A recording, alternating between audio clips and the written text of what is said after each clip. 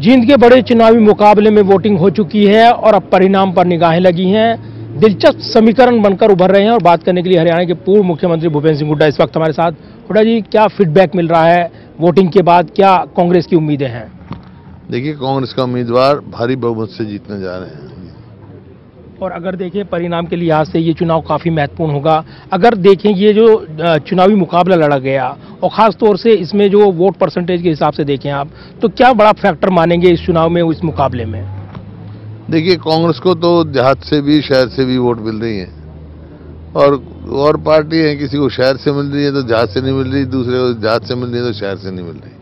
कांग्रेस को सभी बिरादरियों की वोट मिल रही है, शहर से भी गाँव से मिल रही है।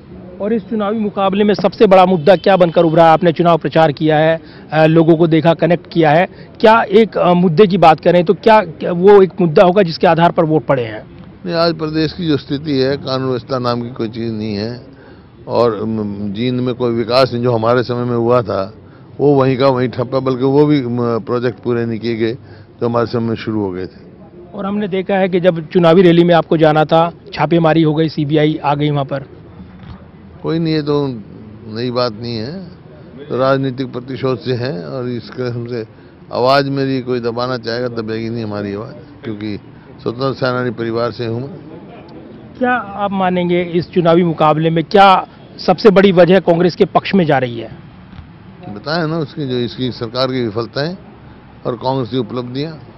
और अगर देखें तो इस परिणाम का आने वाले दिनों में हरियाणा की सियासत पर क्या असर आप देखेंगे? क्योंकि इस जींद चुनाव उपचुनाव को लेकर काफ़ी ये कहा जा रहा है कि ये काफ़ी असर डालेगा। विधानसभा चुनाव ज़्यादा दूर नहीं है, लोकसभा चुनाव सामने है।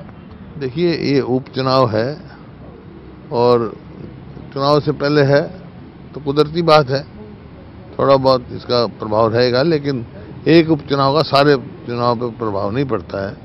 इसमें लोकसभा चुनाव ज़्यादा दूर नहीं है, लोकसभा नज़दीकी है, लोकसभा पे इनका ज़्यादा प्रभाव नहीं है। ये असेंबली के इलेक्शंस का, लोकसभा के मुद्दे और हो जाते हैं, असेंबली के और हो जाते हैं। और अब संगठन को मजबूत करने के लिए जो जनरल सेक्रेटरी इंचार्ज हैं गुलाम नबी आज़ाद की ड्यूटी लगा दी गई है, कैसे देखेंगे आप? क्योंकि अब यहाँ पर संगठन और जो बेहतर तालमेल के साथ काम करे, इसको लेकर फोकस होगा।